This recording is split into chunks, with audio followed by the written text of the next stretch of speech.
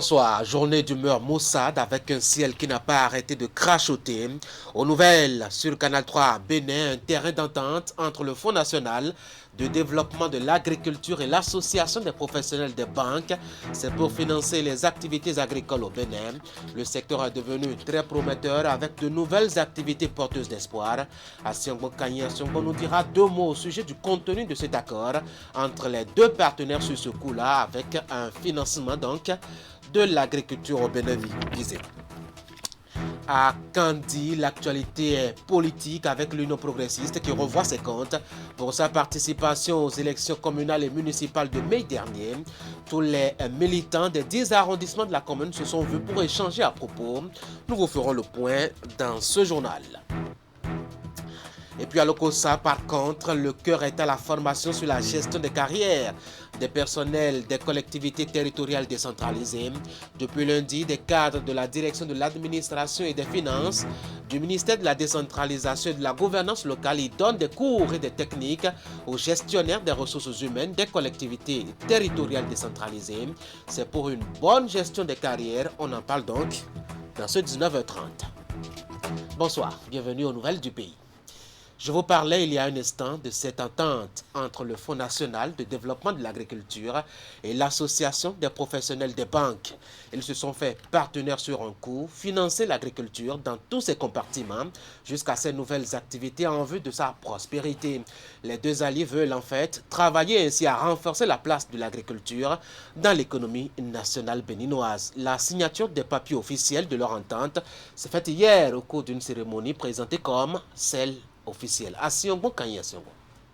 Ces signatures de conventions de partenariat marquent la consolidation des liens entre le Fonds national de développement agricole et les banques. Un acte pour accompagner les exploitants agricoles familiaux et entrepreneurs agricoles à avoir accès aux crédits adaptés aux besoins. L'association des professionnels des banques se dit engagée à œuvrer pour cette nouvelle approche. La présence massive des directeurs généraux dans cette salle témoigne de ce que, ensemble, nous pouvons marquer la rupture et dire désormais, nous pouvons ensemble transformer notre agriculture en innovant à travers des instruments financiers. En tout état de cause, les banques béninoises qui lisent un signal fort d'un changement de paradigme de notre modèle économique voudrais vous dire par ma voix leur total engagement à jouer parfaitement et professionnellement la partition que met à leur charge la signature du présent accord-cadre. Depuis l'apparition de la pandémie du coronavirus, l'État béninois a pris un ensemble de mesures spécifiques et incitatives au profit du secteur agricole pour un coût total de 100 milliards de francs CFA. Ainsi, 50 milliards sont destinés à refinancer les banques et les systèmes financiers décentralisés sur la base de leur portefeuille de crédits agricoles, 35 milliards pour garantir à 50% les prêts des promoteurs et entrepreneurs agricoles et 15 milliards pour la bonification des taux d'intérêt de crédit. Le gouvernement marque clairement ainsi sa volonté de renforcer l'intervention du FNDA que l'accompagnement des banques vient crédibiliser. Pleinement conscient du rôle capital que vous jouez dans le financement de notre économie, nous avons jugé utile l'organisation de la cérémonie de ce jour, qui est le précurseur d'une série d'actions devant permettre de partager le contenu détaillé de ces mesures avec tous les acteurs du secteur. C'est ici pour moi l'occasion de féliciter publiquement les 7 banques qui sont engagées aux côtés du FNDA pour le financement des PME-PMI agricoles. Coris Bank, BOA, NCA Bank, BIC, UBA, EcoBank et BESIC s'organisent déjà. Elles font le point des structures et exploitants agricoles qui existent et ont un minimum d'organisation. Et ce partenariat offre assez de possibilités. Avec ce partenariat que nous venons de signer avec le FNDA, ça leur offre davantage de possibilités. Et ça assouplit également les conditions à notre niveau. Et donc, il ne faut pas grand-chose. Il faut déjà une volonté de s'engager dans son exploitation. Et il faut également cette confiance, cette assurance de pouvoir prendre en charge le crédit. 15 systèmes financiers décentralisés se sont positionnés pour la prise en charge des petits producteurs et exploitants agricoles. Le ministère de l'Agriculture, de l'Élevage et de la Pêche a témoigné à tous sa reconnaissance ainsi que celle du gouvernement pour l'intérêt affiché par chacun. Les échos de deux autres partenaires en cœur dans ce journal, mais ceux dont je m'en vais vous parler maintenant sont de vieux alliés. Il s'agit du Bénin et de l'Allemagne qui ont signé deux accords portant coopération technique et financière. Ce sont des domaines dans lesquels les vieux amis entendent renforcer la relation bilatérale qui existe entre eux par le financement des projets en cours dans les secteurs de la bonne gouvernance, de l'agriculture et de la gestion intégrée des ressources en eau. La cérémonie de signature a eu lieu hier au ministère des Affaires étrangères et de la coopération à Limoumoune. 36,8 milliards de francs CFA, tel est le montant de l'appui dont bénéficie le Bénin dans le cadre de sa coopération avec l'Allemagne. La présente signature de deux accords entre le ministre des Affaires étrangères et l'ambassadeur d'Allemagne près le Bénin portant coopération technique et financière permet de formaliser cet appui. Il s'agit ici des accords de droit international qui portent sur les nouveaux projets qui ont été convenus lors des dernières négociations bilatérales en octobre de l'année dernière. Le montant mentionné dans les accords est plus petit parce que ce sont seulement les nouveaux projets bilatéraux qui nécessitent un accord formel de droit international et non pas les projets qui sont simplement continus. Les projets bilatéraux pour lesquels ces deux accords sont signés entre le Bénin et l'Allemagne sont actuellement en cours dans les secteurs de la gestion intégrée des ressources en eau, de l'approvisionnement en eau potable, hygiène et eau usée, de la bonne gouvernance et de l'agriculture. Une surprise est faite au Bénin à l'occasion pour accompagner le secteur de la formation professionnelle. C'est une surprise bien agréable et je voudrais vous remercier très sincèrement pour cette contribution de 8 milliards de nos francs que vous avez décidé d'apporter au programme de formation, de la promotion de la formation professionnelle que nous avons préparé, discuté avec vous et qui a fait l'objet d'une table ronde à laquelle vous avez été bien aimable de participer. Revenons maintenant aux accords que nous avons signés ce soir. Je voudrais dire qu'il s'agit de deux accords qui portent sur la coopération technique et financière, deux accords qui viennent consolider les réformes que nous conduisons dans le domaine de la gouvernance, deux accords qui viennent apporter encore un peu plus d'élan au programme de renforcement des structures centrales de gouvernance, le PRSCG, la phase 2, au programme d'appui à la décentralisation et au développement communal, le FADEC, au projet d'approvisionnement en eau potable et d'assainissement en zone périurbaine, mais aussi au fonds d'investissement de l'agriculture. Aurélien Agbenonsi a par la suite exposé à ses hôtes la vision du chef de l'État pour le développement du Bénin. Nous n'avons pas choisi la voie la plus facile. Nous n'avons pas choisi la voie de la démagogie. Nous avons choisi la voie de la transformation structurelle de notre économie, la voie de la transformation des mentalités, mais surtout la voie de l'engagement qui permet aux citoyennes et aux citoyens de ce pays de sentir qu'ils sont dans un pays qui est leur pays, un pays dans lequel ils doivent travailler pour mieux vivre. Voilà tout. Si l'on devait résumer la vision du président de la République, si on devait résumer ce qui nous fait bouger, ce qui nous fait parfois prendre des décisions que les gens ne comprennent pas. En ce qui concerne les différents projets contenus dans ces deux accords signés par le Bénin et l'Allemagne, ils sont prévus pour démarrer à partir d'octobre prochain. Le gouvernement a adopté aujourd'hui même l'idée de la mise en place d'un comité chargé de l'examen et de l'étude préalable des conventions et accords internationaux.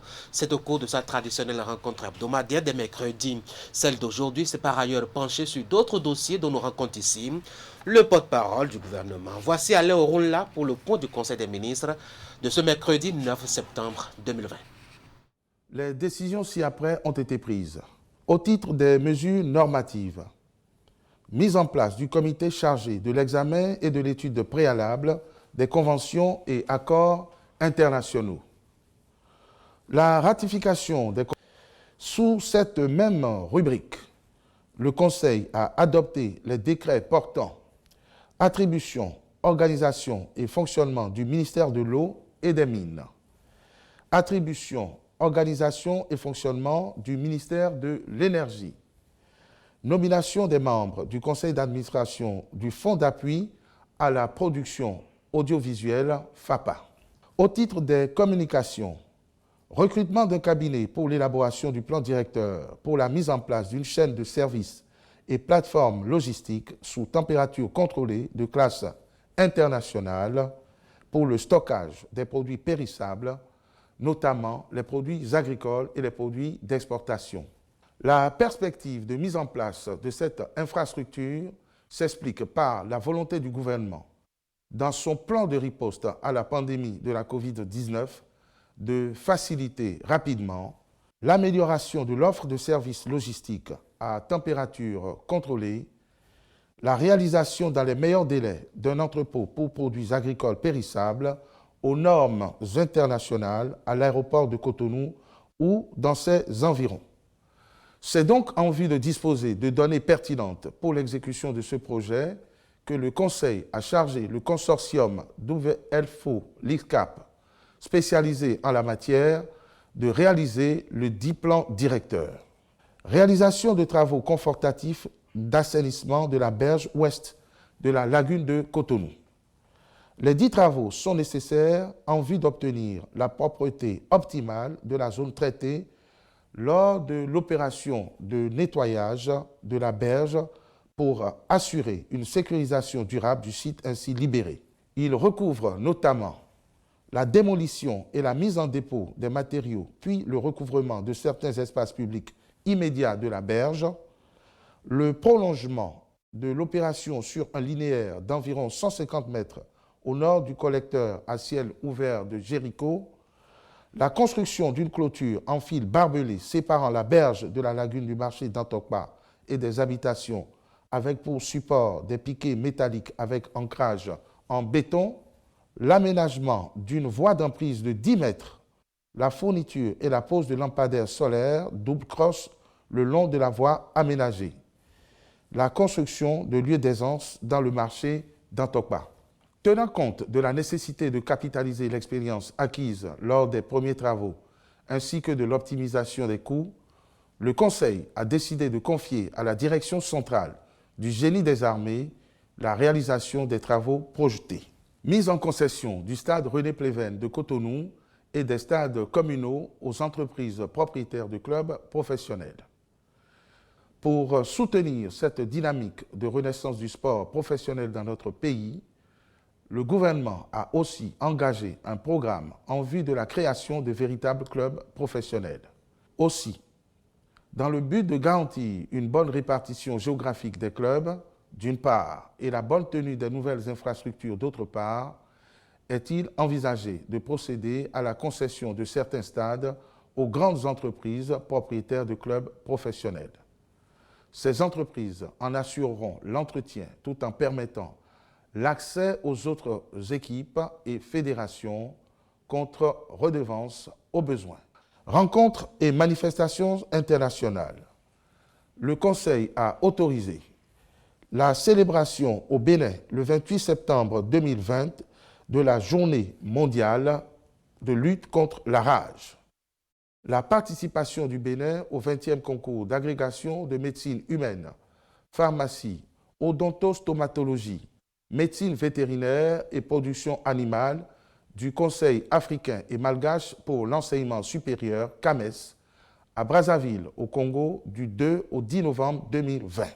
Au titre des mesures individuelles, sur proposition du conseil d'administration, M. Deumont Louis Koupemedji est nommé directeur général de la société béninoise d'approvisionnement en produits de santé. Voilà, c'était donc le compte rendu du Conseil des ministres de ce mercredi.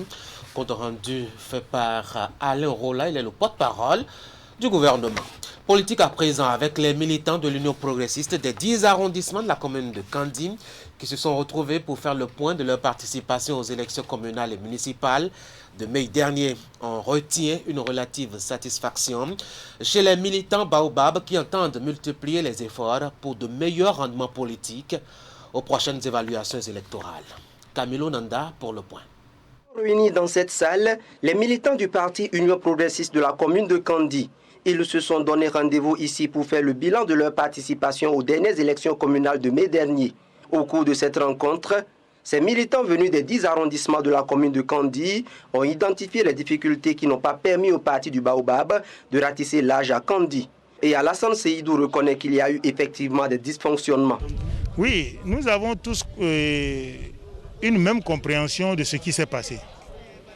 Il y a eu des dysfonctionnements au niveau du sommet. Il y a eu aussi quelques dysfonctionnements à la base. Mais nous avons tous compris ce qui s'est passé. Et je crois que nous sommes d'accord sur ce qu'il faut faire pour redresser les choses. Après avoir posé le diagnostic, les militants ont pris l'engagement à travers des propositions concrètes de travailler pour l'enracinement de l'Union progressiste à Kandi. Faire également de ce parti le plus influent dans la commune, c'est leur plus grand souhait. On a eu une séance très animée, une séance au cours de laquelle le bilan a été fait. Également, les actions du gouvernement ont été passées au peigne fin et les recommandations des militants pour véritablement faire de l'Union progressiste le parti le plus influent dans la commune de Kandi et dans le département de la Liborie. Les militants se disent satisfaits de cette séance bilan qui a permis à chacun de prendre des engagements pour l'amélioration des résultats de l'Union progressiste lors des prochaines joutes électorales. Satisfaction également dans le rang des leaders de cette formation politique. Je sors très satisfait. D'abord, à cause de la participation des militants, j'ai senti que les gens ont participé avec engouement, avec détermination. Et j'ai compris aussi leur engagement à mieux faire pour que la prochaine fois, on ait des résultats meilleurs. Je crois que je suis vraiment satisfait de ce qui s'est passé ici. Cette séance bilan s'est déroulée également dans les autres communes de la Liborie, à savoir Malanville et Karimama. Hier, nous vous avons parlé de la grande satisfaction des populations de l'arrondissement de Séroum au sujet des 100 premiers jours du conseil communal de Djougou, dirigé par Malik Gomina. Aujourd'hui, parole aux citoyens du 13e arrondissement de la ville, qui eux aussi saluent les performances et actions de l'exécutif communal. Ils sont au micro d'Abdou Sahabi Idrissou et d'Abdou Raoufou Yahaya. Dès sa prise de fonction, le maire a pris son bâton de pèlerin et a fait le tour de la ville de Djougou pour constater l'état, le cadre dans lequel la population vit. Il a constaté effectivement que le cadre n'était pas approprié, de l'insalubrité, les caniveaux qui sont bouchés, les collecteurs d'eau remplis de déchets, de la poubelle. Le maire n'a pas cessé de sensibiliser la population dans ce sens pour assainir leur cadre de vie. Le maire de la commune de Djougou a pris en même temps la décision pour le curage de ces caniveaux et instaurer en même temps les campagnes de salubrité, ne serait-ce pour assainir notre cadre de vie. Par ses relations personnelles, le maire a eu à doter des arrondissements périphériques des lits d'hôpitaux. Le maire aussi s'est engagé au niveau de la sécurité avec la police républicaine. Ils ont fait beaucoup de rencontres dans le cadre de la sécurité de la ville de Djougou Là, au niveau du service des impôts, le maire a recruté des jeunes diplômés sans emploi qui ont renforcé le service des impôts dans la distribution des avis d'imposition, ne serait-ce pour renforcer l'économie de la commune de Djougou. Mis à part cela, vous allez voir que la ville de Djougou aujourd'hui, quand on voit, on croit que c'est Cotonou ou bien c'est Paris. Parce que l'électrification de la ville, là, les maires ont passé, mais ils n'ont pas pu quand même essayer, disons, de jouer cette partition-là et de prendre une décision forte pour pouvoir électrifier la ville de Djougou. Vraiment, c'est quelque chose qui nous réjouit. Mis à part tout cela, là, la sécurité, par rapport à la sécurité, surtout de la ville de Djougou aujourd'hui, nous avions senti que c'est le maire que la population veut. Nous invitons le maire à véritablement faire un répertoire des fonciers bâtis et non bâtis afin d'avoir une vision nette dans la commune de Djougou pour améliorer et renforcer le service des impôts. Comme on le dit, si vous n'avez pas les moyens, vous ne pouvez pas travailler correctement. Nous invitons le maire à avoir un clin d'œil dans nos différents arrondissements afin de réfectionner les différents arrondissements de la commune de Djougou. Il faut pouvoir sensibiliser fortement pour que les gens payent leurs taxes. Parce que sans les taxes, on ne pourra pas régler tout ce qu'on a programmé. Les lieux où les gens n'ont pas pu quand même occuper, ou tout cela là où le gouvernement est en train de dire l'occupation c'est pour l'État, c'est pour... Ils n'ont qu'à réaliser des choses pour que ça ne soit pas des refuges pour des malfrats. Donc dans ce sens-là, et la sécurité, il n'a qu'à veiller à ce qu'il y ait la sécurité dans la ville. Nous voulons qu'ils mettent l'accent surtout sur l'éducation. Pourquoi? Parce que vous n'êtes pas sans savoir qu'à chaque fois que les résultats sortent, la ville de Djougou tient toujours l'antenne rouge. Mais depuis qu'il est venu, nous pouvons dire que ça a changé un peu. On va refermer très vite cette parenthèse politique pour parler d'autre chose. Les gestionnaires des ressources humaines des collectivités territoriales décentralisées se forment à la bonne gestion des carrières des personnels des collectivités territoriales décentralisées. Ils reçoivent depuis lundi des notions et connaissances des cadres de la direction de l'administration et des finances du ministère de la décentralisation et de la gouvernance locale. Geoffroy Menson. Voici des chefs-service et autres agents de mairie impliqués dans la gestion des carrières des personnels des collectivités territoriales décentralisées au Bénin. Ils proviennent des communes, des départements du Koufou et du Mono et sont ici à Lokossa pour une formation de 48 heures. Une formation qui vise l'amélioration de la gestion des carrières des personnels des collectivités territoriales décentralisées. La carrière, c'est ce qui nous lie ici aujourd'hui. Elle doit être gérée pour éviter des surprises désagréables à la fin de celle-ci. Son suivi nous permet alors d'être dans la bonne marche de la réalisation de la fin de notre carrière.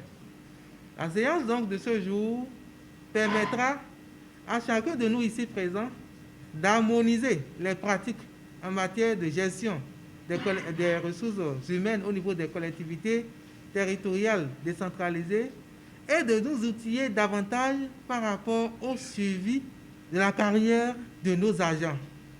La formation est placée sous l'égide de la direction de l'administration et des finances du ministère de la décentralisation et de la gouvernance locale. Les bénéficiaires, que sont les gestionnaires des ressources humaines des collectivités territoriales décentralisées, verront leurs connaissances actualisées en ce qui concerne la gestion de la carrière des agents des collectivités territoriales décentralisées, suivant les dispositions de la loi portant statut général de la fonction publique.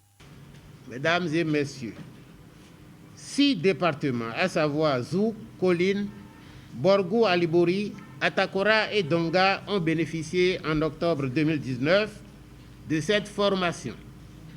Vous vous retrouvez pendant 48 heures à partir de ce jour pour suivre différents modules de gestion de carrière en vue de contribuer à l'amélioration de la gestion des carrières des personnels des collectivités territoriales décentralisées. Je ne doute pas de vos disponibilités à prendre part activement aux travaux du présent atelier à l'issue duquel sortiront des résultats satisfaisants et des recommandations pertinentes, j'en suis persuadé. Les travaux permettront aux participants d'avoir une meilleure connaissance des innovations apportées par la loi portant statut général de la fonction publique. Ils auront désormais à portée de main les nouveaux outils de gestion du personnel. Un autre atelier, cette fois-ci à Boycon, qui entretient les agents de l'État en poste dans le département du Zoum, à propos des avantages du processus de dématérialisation des actes de carrière des agents de l'État en cours actuellement au Bénin. C'est la direction départementale du travail et de la fonction publique qui a initié cette occasion d'échange. Imet Elena Moussou.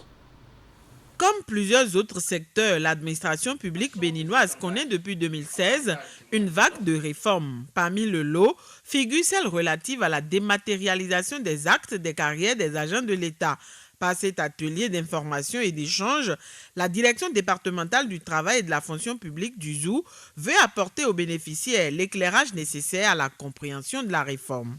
Ce nouvel outil n'est réellement pas connu de véritables bénéficiaires que vous êtes. Toute chose qui met en mal son utilité. C'est alors qu'il est apparu la nécessité de vulgariser cet outil en mettant les agents de l'État au même niveau d'information par rapport à ces innovations. Il s'agit d'une part d'informer la cible de l'existence de cet outil de gestion, d'en expliquer le fonctionnement et d'en présenter les avantages, puis de renseigner les agents de l'État en poste dans les services déconcentrés de l'État au niveau du département du ZOU sur le processus de dématérialisation de la gestion des carrières dans l'administration publique de toutes parts. Du processus, l'utilité ainsi que les diverses options, tout a été expliqué.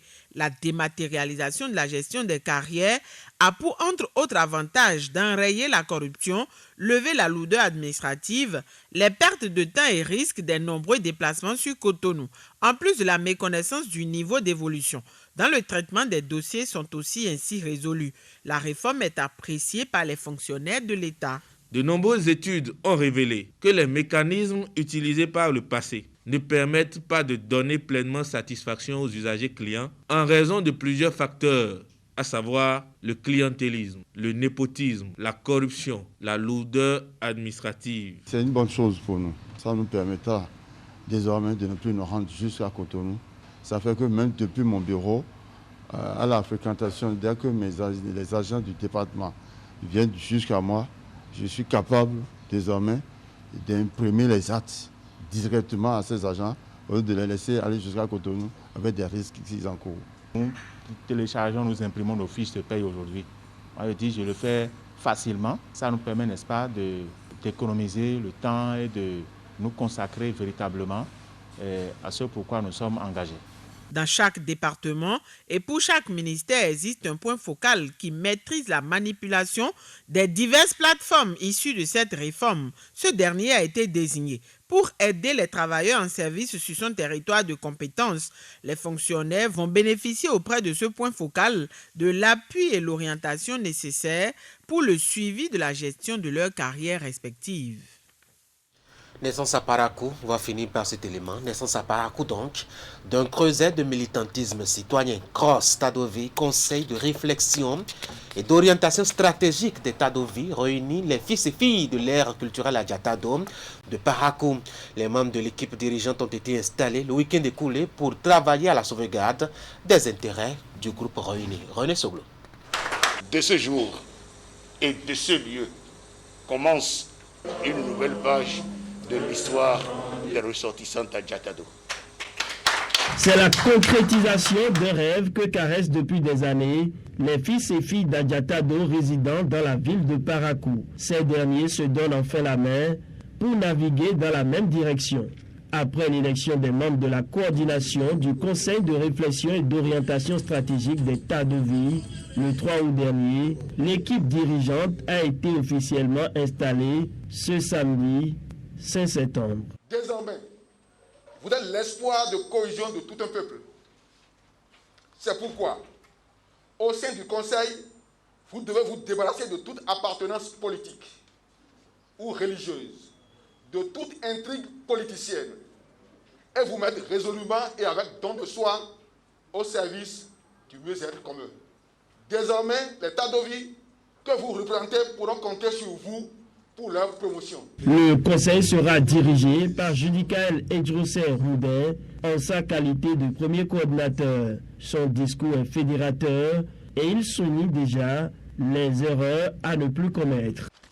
L'objectif de ce creuset est donc de briser toutes les barrières de division et de clivage politique afin de nous rendre plus utiles et incontournables les fois à venir. Il ne serait jamais assez de nous rappeler que notre inorganisation a été la source de nos différents problèmes. Il urge alors pour nous de changer de paradigme en nous mettant résolument et définitivement ensemble. Cross Tadovi! Cross Tadovi! Cross Tadovi! Vu leur rôle dans le développement et surtout dans l'histoire sociale, économique et politique de Parakou, ces fils et filles d'Adjatado aspirent désormais à mieux participer à la gestion de la cité des Kobourou.